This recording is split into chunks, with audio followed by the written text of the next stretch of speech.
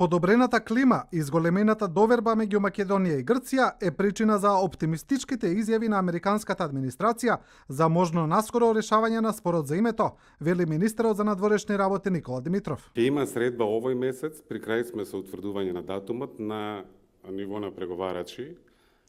Во оваа прва фаза нема да има посета на медијаторот Нимиц на регионот. Ќе почне прво со преговарачите и така натаму ќе видиме како ќе оди. Најверојатно ќе се случи тоа овој месец. Дали Македонија ќе пристапи кон отстранување на спомениците од Скопје 2014 во корист на договор со Грција? Димитров не одговара, но вели дека нема да се создаваат нови проблеми со соседот. Генерално нашата политика е да одземаме аргументи и причини на оние кои што би сакале блокадата на нашиот европски и евроатлантски пат да остане.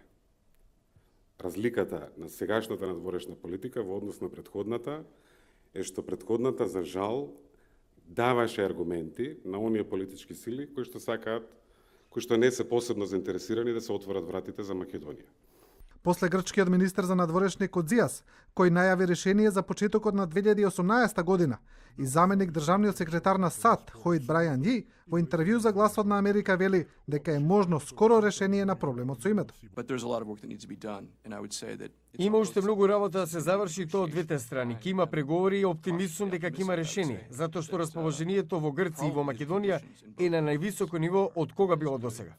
Инаку во истото интервју Ји е прашан и дали ќе биде иден амбасадор на САД во Македонија. На што дипломатот, познат по ангажманот во решавањето на македонската политичка криза, не одговорил ништо, туку само се насмеал.